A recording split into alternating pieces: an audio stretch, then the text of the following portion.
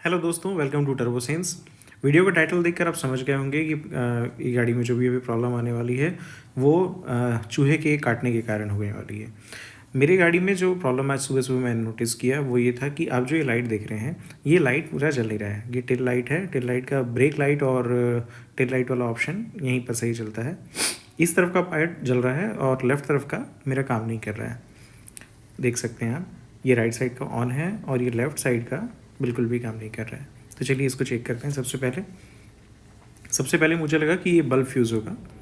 Bulb को check करने के लिए मैंने किया कि इसका सबसे पहले तो ये दो स्क्रू होते हैं, इन दोनों को मैंने ओपन कर लिया। इन दोनों को ओपन करने के बाद में मैं यहाँ पर बल्ब को चेक करने वाला हूँ। सबसे पहले ये दोनों स्क्रू को खोल लेते हैं।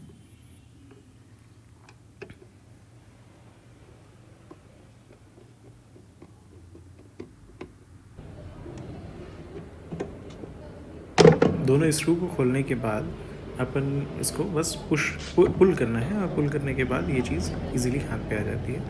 और ये ट्विस्ट करना होगा। इसको ट्विस्ट करने के बाद पे आपका ये कपलर बाहर आ जाएगा। ये देखिए, जैसे मैंने बल्ब को बाहर निकाला है, बल्ब मेरा बिल्कुल एक्यूरेट है, बल्ब में कोई प्रॉब्लम नहीं है, तो बल्ब से रिलेटेड तो कोई इशू नहीं होगी। तो बल्ब को वापस लगा देते हैं। तो ज़रूर ही कहीं ना कहीं वायरिंग की प्रॉब्लम होगी। वायरिंग को सही तरीके से इंस्पेक्ट करने के बाद मुझे लगा कि नहीं, वायरिंग की प्रॉब्लम यहाँ पर तो नहीं है। तो सबसे पहले मैंने ये चीज़ चेक किया कि गाड़ी में जितने भी और भी कई इलेक्ट्रिकल पार्ट्स हैं, सारी चीज़ें सही तरीके से चल रही हैं या नहीं चल रही हैं। जब गाड़ी को सही तरीके से मैंने इंस्पेक्ट किया तब मुझे मिला कि मेरा जो फॉग लैंप है वो दोनों भी सही तरीके से वर्क नहीं कर रहे हैं। अब ये फॉग लैंप और दूसरे साइड का फॉग लैंप दोनों ही मेरा एक साथ ही ख़राब है। दोनों के एक साथ बल्ब फ्यूज़ होना ये पॉसिबल है नहीं। तो मुझे लगा कि ये वायरिंग की प्रॉब्लम हो सकता है कि आपस में एक दूसरे से रिलेट करती हो। मैंने सोचा इसका दूसरा प्रॉब्लम ये भी हो सकता है इसका सिंपल सा फ्यूज़ जुड़ा हो। तो मैंने सबसे पहले वीडियो बनाने के पहले ही मैंने चेक किया था कि इसका कहीं फ्यूज़ या रिले कुछ ख़राब तो नहीं है। फ्यूज़ या रिले चेक करना बहुत आसान है, आपको भी मैं समझा दूं ताकि आप भी कभी अपनी गाड़ी में कोई फ्यूज़ का प्रॉब्लम हो तो आप देख सकें। जैसे ये फ्यूज़ बॉक्स का ढक्कन हम ओपन करते हैं तो यहाँ फ्यूज़ बॉक्स का जो कैप होता है उस पर ही सारी डिटेल लिखी होती है, कौन सा फ्यूज़ किस चीज़ का है। जस्ट उसको आप अगल बगल पे रखिए और आप देख सकते हैं कि आपका फ्यूज़ किस चीज़ का है। जैसे यहाँ आप देख सकते हैं फ्यूज़ लिखा हुआ है, एक फॉग लैम्प का फ्यूज़ और एक फॉग लैम्प का रिले अगल बगल पे रखते हैं और फॉग लैम्प का आप फ्यूज़ पहचान सकते हैं कि कौन सा है। यहाँ से 3rd नंबर का ये जो फ्यूज़ है ये फॉग लैम्प का फ्यूज़ था और ये जो है ये फॉग लैम्प का रिले है। मैंने इन दोनों चीज़ों को चेक किया और ये दोनों बिल्कुल ही परफेक्ट हैं। आप इसे नोज़ पैर से खींच करके चेक कर सकते हैं कि कहीं फ्यूज़ ख़राब तो नहीं है, या फिर रिप्लेस करके भी चेक कर सकते हैं। मैंने इन दोनों चीज़ों को करके देखा, उसके बाद भी मेरी प्रॉब्लम सॉल्व नहीं हुई। अब मैं इस चीज़ के लिए श्योर था कि या तो फिर कहीं वायरिंग प्रॉब्लम होगी या तो फिर स्विच का प्रॉब्लम होगा। टाइम टेकिंग काम है, इसलिए मैंने सोचा कि नज़दीकी मैकेनिक से मैं बात कर लूँ। मैकेनिक का कहना था ये टाइम टेकिंग है, इसलिए उसमें खर्चे भी ज़्यादा आएंगे और मुझे गाड़ी 1-2 दिन के लिए छोड़ना भी पड़ेगा।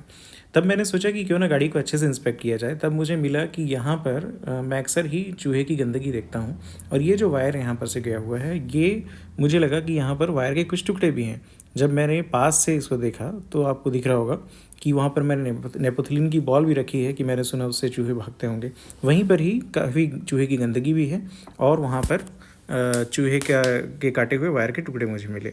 अब मैंने सबसे पहले यहाँ पर से ग्लोव बॉक्स को मैंने निकाल लिया। ग्लोव बॉक्स निकालने के बाद आप क्लियर देख सकते हैं कि वहाँ की रबर की पैकिंग को कम्प्लीटली चूहा खा चुका है। पूरा आर पार ही वो एरिया दिख रहा है, मतलब कि ज़रूर ही चूहा या जो भी चीज़ है उसके कारण ये ज़्यादा नुकसान हुआ है। तो हो सकता है कि वायरिंग कहीं ना कहीं वहाँ की ही ख़राब होगी जिसके कारण ये इशू होगा।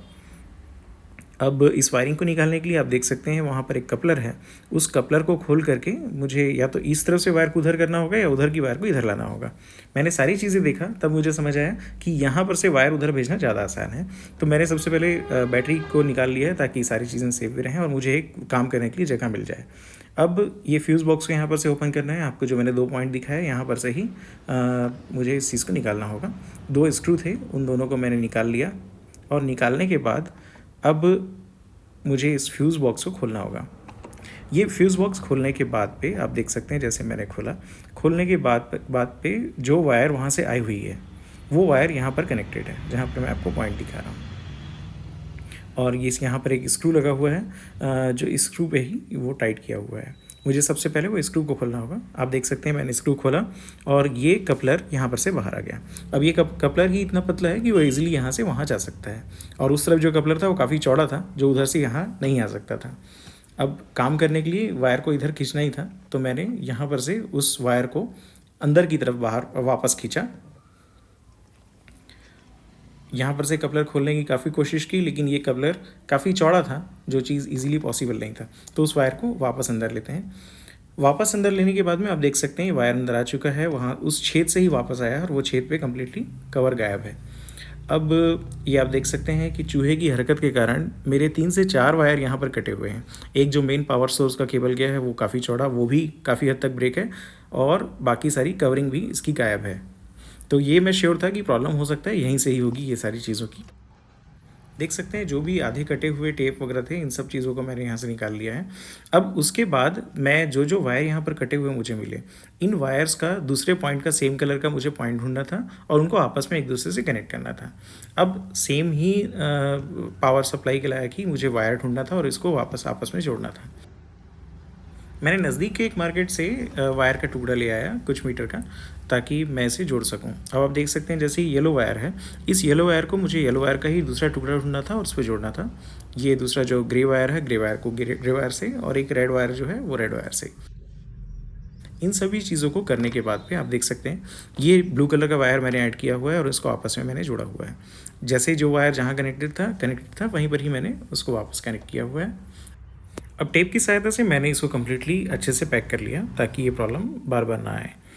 अब इसको पैक करने के बाद मैं आपको दिखाता हूँ, ये रबर का वो टुकड़ा है जिसकी हालत चूहे ने ख़राब कर दी है। इसको मैंने यहाँ पर फिट किया और फिट करने के साथ साथ आजू बाजू पे उसके साइड पे कम्प्लीटली एम सील से मैंने उसे पैक कर दिया है।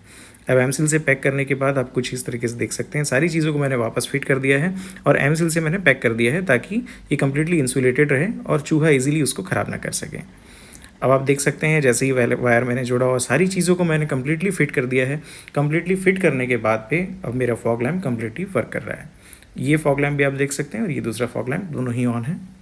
दोनों ही फॉग लैम्प ऑन होने के साथ साथ अब आप देख सकते हैं मेरी टेल लाइट भी कम्प्लीटली वर्किंग है।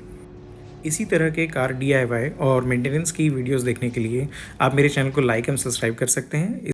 मिलते हैं नेक्स्ट वीडियो में। आप सभी का बहुत बहुत धन्यवाद।